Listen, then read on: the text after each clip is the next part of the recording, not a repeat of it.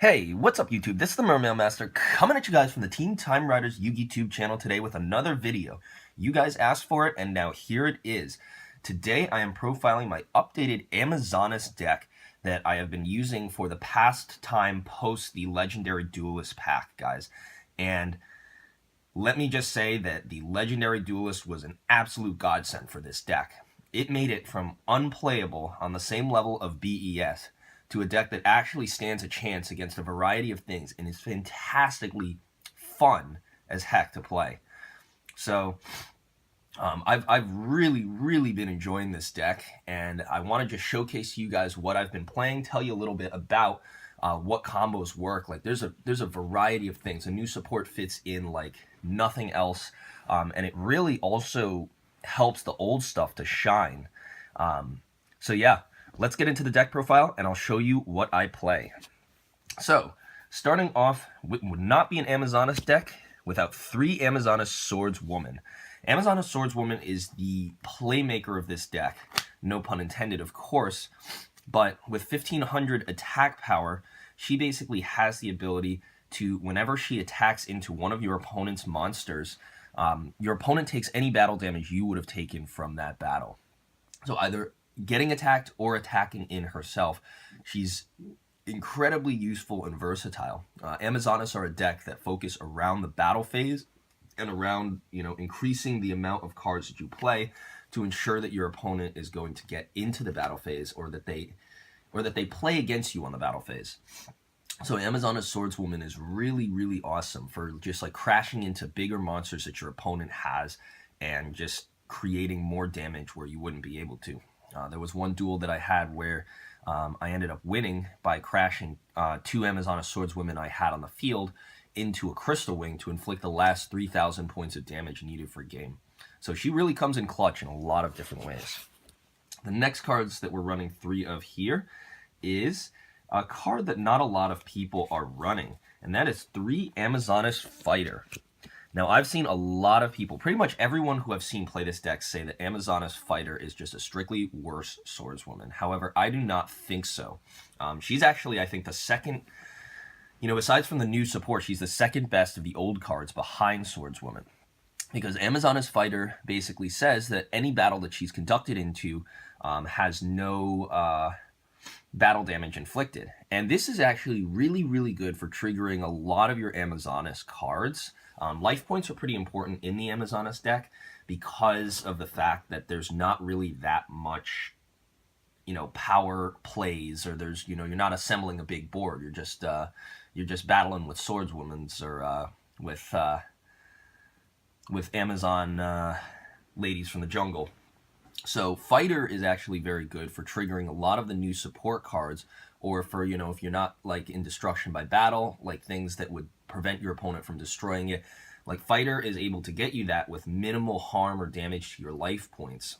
And you'd be surprised how that really comes into play, especially when you're using things like Onslaught or when you're using other cards in the deck to really try and bear down upon your opponent that, like even if you get attacked off of that and then have like Village, for instance, or you're working into attacking with things with Heirloom to banish them, Amazonas like cards just really do not have the kind of staying power and attack power that other things have.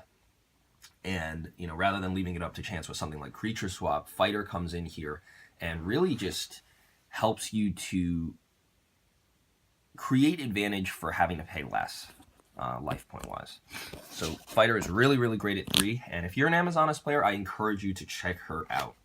The next card I have in here is 3 Paladin. A lot of people like 3 Paladin, however, she hasn't really been as useful as I found. She just gains 100 attack for every other Amazonas on the field, so at the best she can become like a 2200 beater if you have 5 Amazonases on the field, but 22 beat stick, especially in this deck, is not really something that you want to search for that often, so I'm thinking about either cutting her to 2 or 1 once the new support comes out. She's been pretty good, but then again, like, each one of the Amazonas cards has to do like one thing. It has to be like worth the normal summon or worth the summon off of the village, and Amazoness Paladin right now is not really making the grade too much. So I think that's a number that's going to change, but we'll see. Next card we got in here is 3 Amazoness Sage. Another card that people are not really running, but I think is great. Amazoness Sage actually won me a game versus DDDs because I activated its... I searched it off of the brand new spell card, and then basically, like, when you attack this... when you attack with this thing in, you basically do not get to... like, if it's around on the end of the battle phase... doesn't matter, like, you know, what's going on, but as long as it's around by the end of the damage step, you get to pop a spell or trap card on your opponent's side of the field. So this can actually come in really good, and you can ramp this up with certain other things to really just, like, destroy things your opponent controls and then inflict the damage to them. The next card we have in the deck is the first of the new supports here. We have 2 Amazoness Princesses. Now, I have 2 in here because I am looking for a third. You'll see what I'll replace a third with. It's a pretty obvious choice. But 2 Amazoness Princesses are absolutely amazing. This card is just another one of those, like, awesome godsends for the deck. And when, basically, her first effect is that she becomes Amazoness Queen while she's on the field. And this is not really important right now, but will be important when the new stuff releases in Circuit Break tomorrow. However, when she's normal summoned or special summoned, you can add an Amazoness spell or trap card from your deck to your hand. And the number of Amazoness spell and trap cards in here is pretty high. So you have a lot of different options. You can add, you know, Onslaught, or you can add, like, Willpower, or pretty much anything that you need. The most common card that people add, of course, is the Amazoness Call, which has the ability to search any Amazoness card from your deck to your hand. So basically, Princess becomes a 1-card searcher for any other Amazoness card in your deck, and that's amazing. When she attacks, of course, you get to ditch a card from your hand to the grave to special summon an Amazoness to your field in defense position from your deck. And, you know, grabbing a queen, or grabbing, you know, some kind of other Amazoness monster that you need or that you want, just increasing, like, the kind of advantage that you have on your field. That's usually what I go for. Really makes all of the difference. And yeah, she's a really awesome card. Like, just fixes a lot of the problems and is one of the main things that you should run. I was running her at 1 for a while because I only had 1. I just picked up my second. But, you know, even at 1, she did so much for the deck and was a card that I always wanted to see in my hand. All right, so the next card we have in here is 2 copies of Amazoness Trainee. Actually, pretty good card. She's got, like, that Aaron effect. Amazoness Trainee, just basically when she attacks into an opponent's monster and destroys it, you get to send it back to the bottom of their deck instead of sending it to the graveyard. And you'd be surprised, like, how many graveyard effects there are that, you know, I've, like, missed triggering. Like, you know, playing a Burning Abyss player, for instance, attacking into one of their face downs with the intention of them sending it to the graveyard, and it's placed back on the bottom of the deck, and then Trainee gets a further 200 points of attack, kind of like she's, you know, fighting and training. But very good card, I think. She's got a lot of potential for just, like, being kind of a dweller in this deck in a lot of ways. So very good card here to have at 2. The next card we have is not one that a lot of people run at all, and that's Amazoness Archer. And she's actually even more useful than Paladin, and I've gotten her effect off a surprising number of times. You can swarm the board in Amazoness. You can have, like, 4 to 5 monsters on there. Like, as long as you're, you know, as long as you're playing, you know, something that's not, like, assembling massive boards, like, you can put a ton of monsters on there. And when you have, like, 4 or 5 monsters or something, have a whole bunch of things attack in, then you do Amazoness Archers, tribute, like, all of the things that you have on the field, and inflict, like, 2,400 damage, and sometimes possibly even 36 if you've got a tiger on the field. Really broken. Just getting in that extra damage and, you know, turning, like, the, you know, 5,600 life points or, like, 6,000 life points into a full-on OTK. So, yeah, really good. I don't see myself taking her out of the deck anytime soon. Now, moving on right here, we have 2 copies of Amazoness Baby Tiger, another brand new card. This guy's not really too good right now. I was fine with him at 1, but if he's in your hand or graveyard, you can special summon him to the field whenever you normal or special an Amazoness monster. And like if one is if one special summon, you get him from your hand or your graveyard, and he gets treated as Amazoness Tiger on the field. This is really good if you want to run things like Shamanism or like whatever right now. But Amazoness Baby Tiger is just a very good card for like putting a little bit of advantage on your opponent, for increasing like attack power for things, and then for also, you know, being on the field to like help your opponent redirect attacks and stuff like that. So very good. Now comes that we got the baby, we have the big tiger. And I've had these tigers actually for a really long time, so it's so cool to finally be able to run them in a deck. And these tigers, the big tiger gains 400 attack power for every single Amazoness you control. And while big tiger is on the field, you can only attack into him or her or whatever. But the coolest thing about, the thing about tiger is that you can only control 1 Amazoness tiger at a time. I guess, like, not to create one of those loops, but, like, you can swarm a lot more in this Amazoness deck. And tiger definitely is one of the cards that just sort of makes that viable. Because you say, like, okay, what are you going to do with all that advantage? You don't have things that you can really do, and like if you swarm the field with a lot of low attack monsters, there's not really going to be anything you can do. But Tiger gaining 400 attack points, you know, if you have 2 other Amazoness, including himself, he's a 1900 beater. And if you have 4 other Amazoness, he rockets up to like 2700. And, you know, there's things that'll help him to gain like even more attack power, so he can beat over larger and larger things.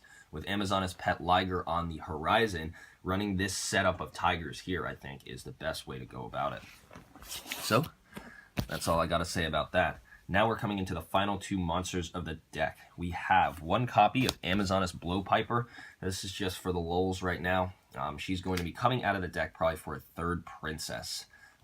Once I get my 3rd princess, Amazoness Blowpiper is going to come out. But if you want to lull around, you can summon her off of like Village or something if your opponent's got a monster, and then during your standby phase, her effect will decrease the attack of that monster by 500 points. So, you know, maybe there's a little bit of usefulness there, but I think she's a very interesting card. It's kind of interesting to have her in the deck. The final Amazoness monster we got in here is 1 copy of Amazoness Queen. Queen is the one that makes the plays go. And, you know, I only have 1 right now, but I really only need 1, to be honest with you. Basically, she makes it so that all Amazoness monsters you control are indestructible by battle. And you'd be surprised, like with the new spell and trap support, how handy that comes in. Because she is like just helping to keep the advantage on the field, and with the amount of protection and other things that you can have, people don't really want to waste their spells and traps on Amazoness monsters, and in the event that they have to, you'll have like the Amazoness Village to get back that advantage. But Queen helps on a lot of different plays, helps you keep advantage on your field, and also just is protected by a variety of different things like other spells and trap cards in the deck. And she can really do like a lot of stuff. So I'm very, very happy with Queen. And I'm really happy that, like, even as a level 6 with no inherent special summon ability of her own, that she has the that she can be just such an integral part of the strategy. So that's Amazoness Queen. Now that is it for the monsters in the deck. Now we're moving on to the spells and traps, and we are starting things off here with Amazoness Call. This is probably one of the best cards in the entire deck. Amazoness Call basically says that you can add any Amazoness card and select it, and then either add it to your hand or send it to your graveyard. So it's, you know, it's got that same level like that Spiral Double Helix has of that utility. You can grab any Amazoness and either add it to your hand or send it to the graveyard. And then it's one of the first cards that also does this, is that even during the same turn that you do it, you can banish this card from the graveyard and then target a monster that you control, and that monster can attack all monsters that your opponent controls once each. And yes, you have to exchange that all other monsters on your field cannot attack, but when dealing with full fields, for instance, Amazoness Call comes in very, very handy. Actually, that one story that I was telling you here was that I utilized Amazoness Call with Amazoness Sage, which has that spell and trap destruction ability. My opponent fielded a full field of giant DDD monsters and then had all of the spell and trap card support in the back, like all of the stuff he had just comboed off on his play. So I activated Amazoness Call first, targeting Amazoness Sage, allowing her to attack all monsters my opponent controlled, and then I activated Amazoness. I activated the Amazoness. Amazoness Spellcaster to switch the attacks of two monsters on my opponent's side of the field. So I switched Sage with Crystal Wing, and then I proceeded to attack first into the Crystal Wing and then destroy and inflict like 5,600 damage to all of the monsters that he currently had on his field. And just by the end of the field, it was just Amazoness Sage was the only thing out there. And like it was absolutely one of the most incredible things that I had done with this deck. And that's what I'm talking about, like the power of this deck. You destroy all of the monsters on the field, you inflict a crap ton of damage, and then utilizing their effects in the battle phase, such as Sages, you pop all the spells and traps that they control. So Amazoness Call, of course, is excellent. Now with Amazoness Call, wouldn't be complete here without a playset of Amazoness Village.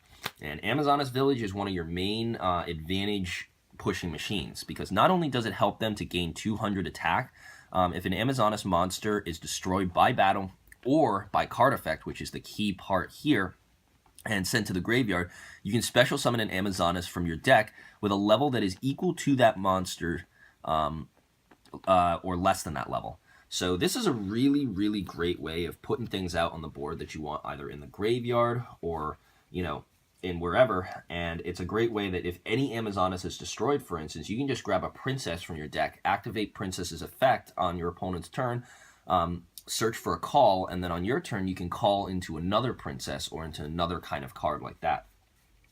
You can grab like pretty much anything with that. Tiger, it'll easily allow you to push for queen if you have the capability with the new fusions. But Amazoness Village is a really, really awesome card, and one that I'm definitely happy to have at 3 in the deck. We got Reinforcements of the Army in here, which is pretty self-explanatory. Rhoda is Rhoda. Not much more you can say about that. The next card we're running is one copy of Amazoness Fighting Spirit. This is basically the skyscraper for Amazonesses, and a lot of people don't really like it because its effect is mandatory for it to gain 1,000 attack. And it gains 1,000 attack if it attacks a monster that has higher attack than it, which can come in surprisingly useful in a variety of different situations. So having Amazoness Fighting Spirit in here at 1 is really, really good. I do rather like search for like other things off of the effects of my cards, but if I have an Amazoness Fighting Spirit in my hand, it can definitely be more useful than not. Next, we have Amazoness Heirloom. Another pretty good card in here. Once per turn, the card that you control, that you equip this to, cannot be destroyed by battle. And then when the equipped monster attacks after damage calculation, you can destroy that attack target. This is a really great card to equip with Fighter, particularly because, Fighter can also attack in, like Fighter or the Swordswoman can also attack in, and then you just get a destruction, or the monster is automatically destroyed with minimal damage to your life points. The reason why I run Fighter, of course, that I forgot to mention, was because yes, you have three Swordswomen, but there's not enough Swordswomen, and so oftentimes you'll be crashing Amazoness without any real kind of plan. And Swordswoman really, helps you to get around that disadvantage, but not every card in the deck does that. So Swordswoman and Fighter are great matches for the Amazoness Heirloom in that respect. The next card, the last spell that we're running in here, is one copy of Amazoness Spellcaster. I explained to you that little combo, basically switching attacks and defenses, or switching the attacks of yours and your opponent's monsters, as long as one of them is an Amazoness. I looked at this card the first time and I was like, wow, this is terrible. And just for the hell of it, because I needed space, like I found space to put Amazoness Spellcaster in there. And I'm not going to lie, it is actually surprisingly useful in a variety of different situations. And, you know, I never saw myself using it for specific combo plays like that. That one with the Sage, or just switching the attack of an opponent's monster, you know, such as a Crystal Wing or something like that, and then beating over it with one of your Amazonesses, is a really, really like great feeling. Like Amazoness in general get around like a lot of those restrictive plays on monster effects because a lot of their stuff is continuous effect in the battle phase, and Amazoness Spellcaster is really one of those things that helps to facilitate OTKs with Amazoness monsters and with Amazoness Call in your graveyard. And I think that's just so awesome that the old support really comes in. So if you're an Amazoness player, I'd recommend trying this out at least at one and see how you like it. Because, you know, with Amazoness not gaining as much advantage, card advantage does matter, but not to the level that you would think. Now, that is it for the spells. Moving on to the trap cards. This card right here is my absolute favorite in the deck of all of the new support and of everything. Amazoness Onslaught is an absolute beast, and you must run this card at 3. Any number less than that is just asking for trouble. Basically, this card is like one of the cards that solves all of Amazoness's problems, and it was able to create something to do with the advantage, because while, you know, Amazoness Call and Princess can search you cards out of your deck, Amazoness Onslaught really allows you to use the advantage that those new cards gain in new and extremely interesting ways. So once per turn during your battle phase, you can special summon an Amazoness monster from your hand. This is either during yours or your opponent's battle phase, and then if you do, it gains 500 attack until the end of that turn. And with Amazoness as having very, very low attack power, that 500 boost can be pretty good. And then, after damage calculation, if your Amazoness monster battled an opponent's monster while this card is already face up on your spell and trap card zone, you can banish that opponent's monster. That is absolutely huge. Not only do you get as extra Amazoness, but anytime, it's not a strict once per turn. Any time that your opponent would attack into an Amazoness monster and otherwise battle them, Amazoness Onslaught kicks in and will banish that monster, and it does not target. So that is absolute huge. You crash into a Crystal Wing or something that your opponent can't really deal with, like something that's like maybe impervious to destruction or something like that. Onslaught clicks in, banishes that monster, and that, you know, that's another great way that Fighter kicks in, because like if you got Amazoness Onslaught and then you have a the spell card, the field spell, and you have Fighter on the field, which is a situation that happens quite often. You can crash Fighter into something, get a free banish, and then a special summon from your deck, like for a queen, or like for a princess, or, you know, a swordswoman or something like that. You basically banish a monster for free, which is insane. And if this card on the field is destroyed and sent to the graveyard, you can target an Amazoness monster in your graveyard and then special summon that monster to the field. So 3 awesome effects that really, you know, bring Amazoness into like the modern era in a lot of different ways, while really keeping like the core of the deck, like that battle phase interaction, intact. And, you know, this is my absolute favorite card in the deck. Like, I love this card. It has won me so many games, and you absolutely have to run it at that number. So that is Amazoness Onslaught. I could talk for hours about this card, but I'm just going to leave it at that. Video is getting a little bit long with all of the explanations and whatnot, but we are nearing the end. Next, we got one copy of Amazoness Willpower in here. Basically, it's a slightly worse Call of the Haunted, but the one benefit that it has is that it is searchable. It special summons an Amazoness monster, but it has to be in attack mode, and it must attack if able. So basically, you just use this to get back like a queen, or like, you know, maybe a princess or something like that, and with the possibility of utilizing its battle phase ability or utilizing like other things that can take advantage of the fact that the monster has to attack. This card did come out when Call of the Haunted, I think, was at like 2 or 1. So that's the reason why it has a similar effect in an archetype specification. But it being searchable is a very, very big benefit to the card. So that's a good thing. But it's Amazoness Willpower is only good at like 1. Next, for the next cards we have in the deck is one copy of Dramatic Rescue. This is pretty cool in the deck because you can target a when a monster on your side of the field is targeted by a card effect. You can return the monster to your hand, and then special summon another monster, like a different one, to your field. So really great for dodging targeting effects and, you know, for whatever kind of abilities. And if you have like a queen in your hand that you want to special summon, you can get her out as well with Dramatic Rescue. Pretty cool card. The final card we've got in the deck here is one copy of Amazoness Archers. We're going to probably be getting a deck profile from Earl on his updated Amazoness very, very soon. But Amazoness Archers is a card that he used to run at 3.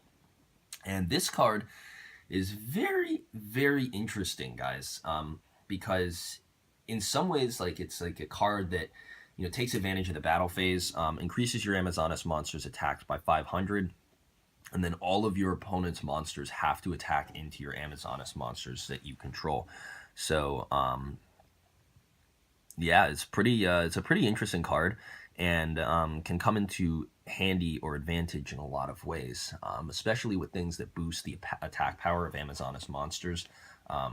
Amazoness Archers can help to, you know, sort of create that like extra advantage. So, you know, it's a good card to consider in, you know, certain ways, but, you know, maybe it's better to run Mirror Force. I'm not really sure. So, anyway, guys, that was the 40th card of the deck. This is a 40-card deck, and that was the end of my Amazoness deck profile. I really, really hope you guys enjoyed it. I really love playing this deck, and I'd love for you guys to try out some of the ratios that I have in here. I know, yes, it is very, very different than most of the Amazoness decks that you see online, but my hope is that it can start to stimulate some discussion about what might be the best way to play this deck. If you guys like the video, of course, please remember to rate, comment, and subscribe below. We really, really appreciate it. We are 30 subscribers away from 1,000 subscribers, guys. So that would be huge, huge help if you could get in there and, you know, really help us reach that goal. But once again, guys, thank you so much for watching the video. And this has been the Mermail Master with the Team Time Riders YouTube channel. And I'm signing out. Catch you guys next time. Peace.